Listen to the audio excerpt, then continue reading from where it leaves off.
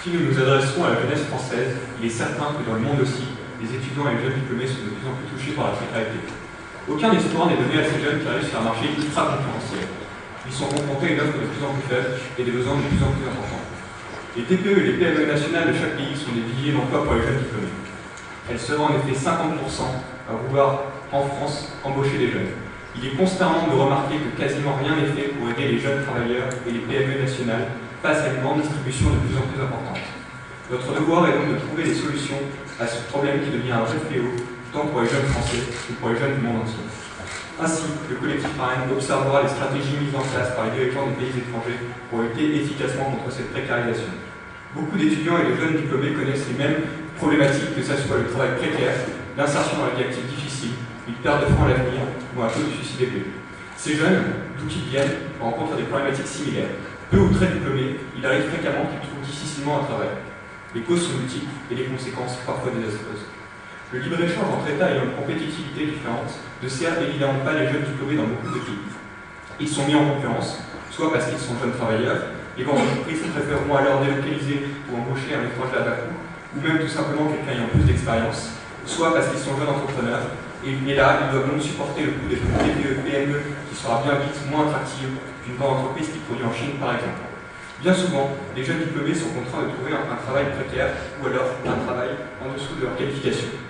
Jaurès disait d'ailleurs en 1894 que le capital international va chercher la main-d'œuvre à l'étranger et la jette sans contrôle et sans réglementation sur le marché français pour amener partout dans le monde les salaires au niveau des pays où ils sont le plus bas. De fait, avec ce marché mondial, les jeunes diplômés sont mis en concurrence les uns contre les autres de façon déraisonnée. Le système, tel qu'il est organisé, impose des violences aux populations et plus particulièrement à la jeunesse, qui est évidemment sa première victime. Récemment, l'Union européenne a sanctionné les jeunes Suisses en arrêtant Erasmus+, le payant ainsi le prix de la décision souveraine de leurs amis. Ce sont donc 2000 jeunes Suisses qui devront payer une décision d'une instance antidémocratique, en l'occurrence l'UE, qui ignore les décisions des peuples souverains. Le déni de souveraineté des peuples et la précarité montante desservent les intérêts des étudiants et des jeunes diplômés. Étudiants sanctionnés, taux de chômage record, déclassement, quand ils ne sont pas démotivés et que ça ne les conduit pas à l'isolement, voire au suicide, particulièrement important dans des pays comme la France ou le Japon, dont on dit pourtant que ce sont des pays riches. Notre devoir est aussi de défendre des jeunes qui, partout, sont délaissés par une caste qui n'a Dieu que pour un gouvernement mondial et une citoyenneté mondiale, ce qui évidemment n'est matériellement pas possible, tant les peuples sont intrinsèquement différents, tant dans leur niveau de vie que dans leur monnaie ou leur coutume.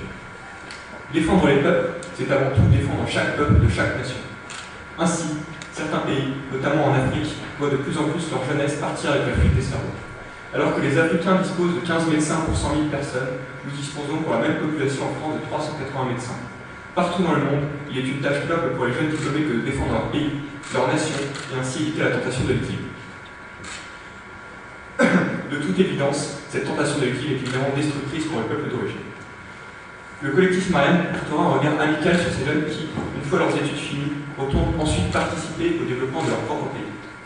Afin d'entraîner la fuite des cerveaux, l'Union européenne a créé la Blue Card, qui est en fait une importation du système américain de la Green Card, qui est un système qui met officiellement en place le départ des étrangers très qualifiés, notamment africains. De plus, la fuite des cerveaux est un phénomène qui entraîne de lourdes inégalités. Si certains pays se transforment en Eldorado pour les jeunes diplômés, il est évident que d'autres seront délaissés. Parce qu'évidemment, leur nation ne parvient pas suffisamment à protéger son peuple et ainsi éviter la tentation de l'exil. Ainsi, de nombreux pays se voient privés de leur force vive, ce qui peut ralentir leur développement. Dans ce contexte, se réjouir de conserver les jeunes diplômés issus de pays en difficulté tout en regardant les autres partir ne relève que du cynisme, voire de l'égoïsme. Il est nécessaire de trouver un équilibre mondial à cet exil des cerveaux, équilibre qui peut d'ailleurs être trouvé grâce à des accords multilatéraux. Cette tentation de l'exil s'est concrétisée par un départ des jeunes Français vers l'étranger. En effet, 160 000 jeunes Français ne restera pas sur leur territoire national. Si le système actuel n'a pas su les maintenir en France, il est certain que la tentation de l'exil est trop forte lorsque notre État ne protège pas suffisamment son économie des risques d'exclusion. Les jeunes diplômés, lorsqu'ils ont un travail, doivent souvent attendre un départ à la retraite pour obtenir une promotion, la faute à un système qui ne crée quasiment plus d'emplois.